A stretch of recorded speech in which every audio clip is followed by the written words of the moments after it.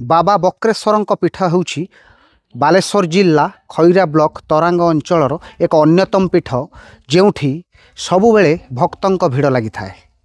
से पीठर महात्म्य तो बहुत अच्छी। से पीठर ना कहीं बक्रेश्वर है, से पीठर पछपटे थिबा नदीर कहीं पथ बदलिला, से सबू दिग उपरे आमे कथा हबा एवं ए पीठर महात्म्य विषय में आमे आलोचना करिबा। बाबा बक्रेश्वर महिमा तो तांकर अनेक, किए केतेबेले मानसिक करी सबकिछि पाईगलानी, तो किए बाबा को ध्यान करी तार दुर्गम पथ मध्य सुगम हो गलानी। एठी चुटीपका ठारू आरंभ करी बड़ भोग पर्यंत एवं जागर ठारू आरंभ करी विभिन्न पर्वपर्वाणी रे जमे भक्तंकर भिड़। तेबे ए पीठर महात्म्य एवं केमिति बाबांकर बक्रेश्वर नाम हैला से विषय आम मधुसूदन मिश्र जे एठिकार पूजक अच्छी मुख्य पूजक मधुसूदन मिश्र ना आम जानिबा जे एक्चुअली ये जो मंदिर बक्रेश्वर बोली कहीं ना हैला, ये कौन पीठरे माने स्थापना करे जाइछि ना पाताली केमती कौन महिमा अच्छी, आउ जो नदीर गतिपथ बदली जावा कथा कहउछि सेटा टिके कहबे। एठी प्रथम एठी जंगल थिला, एठी गुटे बिरी गाड़ी वाला गाड़ी वाला बिरी बिक्री करे शगड़ वाला ता बलद हजिगले, ताकू कुष्ठ व्याधि होता। सी खुदी खुदी की आसिक जंगल में बसला।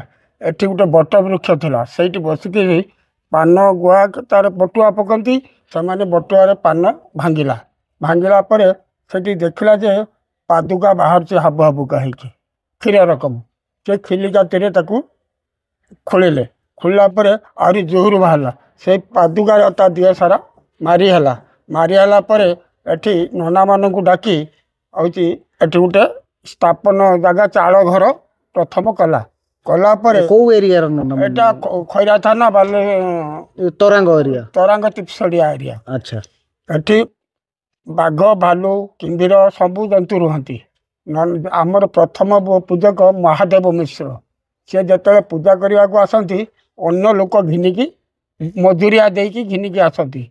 आसला परे किछि दिन गला ये नदी सब बढ़ी चलला। नदी बढ़ी ना कौन अच्छी कांस बांस नदी। अच्छा।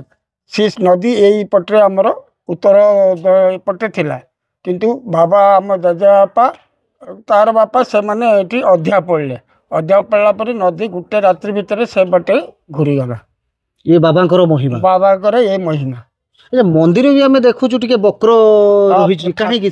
ठाकुर भी बक्र अच्छा कहीं ताड़े ठाकुर बक्र बक्र होगी बाहर बाहर तो आउ पाइलेनी से बक्रेश्वर बोली ना दिगला। ताले जड़े पूजक केमिति आसीबो तांकु नेगिरी ठाकुर नदीर गतिपथ बदल तापरे बक्र होगी बक्रेश्वर को ना है जे कह जाए जे महादेव को मथारे थिबा चंद्र जो हिसाब रे जे एठिकार मध्य मंदिर से हिसाब रे एठी अध्याय भी देले लोक तांकर हुकुम हैला।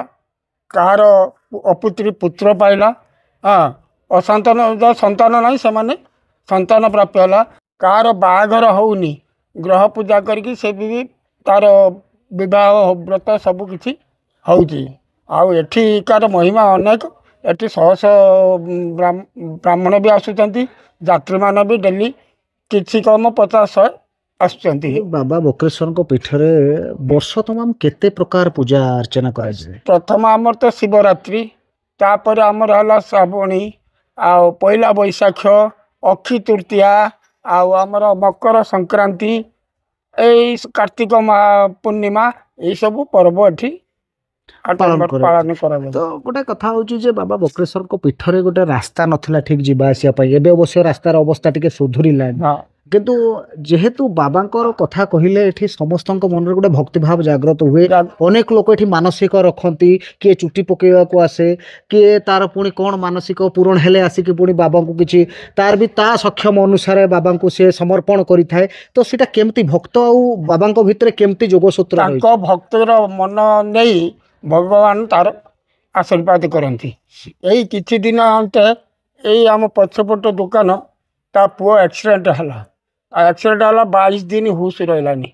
प्रथम दीप कदली मु निजे पूजा कला 22 दिन पर टिके सेंस फेरला। तमर बाबांकर करुणा एते मात्रा रे अछि। हां हां अच्छा। बाबांकर बड़ भोग करा जाए। बाबांकर केते प्रकार भोग लागि हुए एठी? बाबांकर बड़ भोग करा लागिबो ଖିଚୁଡ଼ି ହେବ, କ୍ଷୀରି ହେବ, ଆଉ ଅନ୍ୟ ଭୋଗ ଆମର ନଡ଼ିଆ କଦଳୀ ସମସ୍ତ ଭୋଗ ଏଠି ହେବ। ବାବାଙ୍କ ପୀଠରେ କେତେ ଯୋଉ ଦେବାଦେବୀ ପାର୍ଶ୍ୱ ଦେବାଦେବୀ କିଏ କିଏ ଅଛନ୍ତି? ଏଠି ଅଛନ୍ତି କାର୍ତ୍ତିକ, ଆଉ ନନ୍ଦୀ ଭୃଙ୍ଗୀ, ବିଷ୍ଣୁ, ଗଣେଶ, ନାରାୟଣ ଏ ସମସ୍ତ ଚତୁଃପାର୍ଶ୍ୱରେ ଅଛନ୍ତି। ଏ ଯୋଉ ବାବାଙ୍କର ପୀଠ ଯୋଉଠି ଅଛି ଏଠି କେମିତି କଣ ପୂଜା ଅର୍ଚ୍ଚନା କରାଯାଏ ଟିକେ ସାଧାରଣ ଲୋକଙ୍କୁ ଜଣେଇଲେ ମଧ୍ୟ ସେମାନେ ଜାଣିପାରିବେ। ଆମର ପ୍ରଥମ ଆସୁ ଆମର ଜଳ ଆଣୁ, ଜଳ ଆଣିଲା ପରେ ଆମେ ଚାଉଳ, ବେଲପତ୍ର, ସମସ୍ତ କଦଳୀ, କ୍ଷୀର, ବସା, ଲବଣୀ ନେଇ ତାଙ୍କ ଆଗରେ ଆଗରେ ଘଷାଯାଏ। ତାପରେ ଠାକୁରକୁ ସ୍ନାନ କ୍ଷୀରରେ ସ୍ନାନ କରାଯାଏ।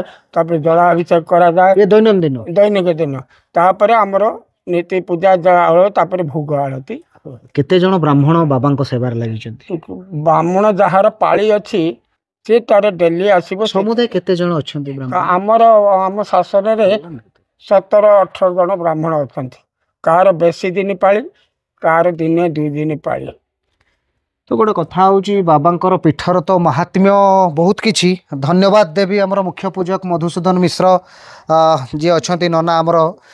ତ ଯେଉଁ କଥା କୁହାଯାଉଛି ଯେ ବାବାଙ୍କର ଯେତିକି ମହିମା ଅଛି, ଯେତେବେଳେ ଭକ୍ତଟିଏ ଭଗବାନଙ୍କୁ ଭାବର ସହିତ ସ୍ମରଣ କରେ, ତାର ସବୁକିଛି ଭଗବାନଙ୍କ ପାଖରେ ସମର୍ପଣ କରିଦିଏ, ସେତେବେଳେ ଭକ୍ତର ମଧ୍ୟ ଅଭାବ କେବେ ଭଗବାନ ରଖନ୍ତିନି ଆଜ୍ଞା। ସେଇଥିପାଇଁ କେତେବେଳେ ବି ଭାବିବେନି ଯେ କାହିଁକି ଏଠି ଗୋଟେ ମନ୍ଦିର ହେଲା, କାହିଁକି ଏଠି ଗୋଟେ ସ୍କୁଲ କରିଥିଲେ ବୋଧେ ବହୁତ କିଛି ଲୋକ ଉପକୃତ ହୋଇଥାନ୍ତେ, ଏଠି କିଛି ଡାକ୍ତରଖାନା କରିଥିଲେ ଲୋକ ଉପକୃତ ହୋଇଥାନ୍ତେ। ନାଇଁ ଆଜ୍ଞା, ମନ୍ଦିରରେ ବି ଅନେକ ଲୋକ ଉପକୃତ ହେଉଛନ୍ତି। ଆପଣ ଦେଖିବେ ଛୋଟିଆ ଦୋକାନୀଟିଏ ଠାରୁ ଷଣ୍ଢ ପର୍ଯ୍ୟନ୍ତ, ଜଣେ ନନାଙ୍କ ଠାରୁ ଭକ୍ତ ପର୍ଯ୍ୟନ୍ତ ଅନେକ ଲୋକ ଭଗବାନଙ୍କର ସାନ୍ନିଧ୍ୟ ସିଧାସଳଖ ଭାବେ ପାଇପାରୁନଥିଲେ ମଧ୍ୟ ପରୋକ୍ଷ ଭାବରେ ଭକ୍ତମାନେ ଭଗବାନଙ୍କୁ ଏଇଠି ହିଁ ଦର୍ଶନ କରି ସେମାନଙ୍କର ମନସ୍କାମନା ପୂର୍ଣ୍ଣ କରୁଛନ୍ତି ଏବଂ ମାନସିକ ସ୍ତରରେ ଶାନ୍ତି ଲାଭ କରୁଛନ୍ତି।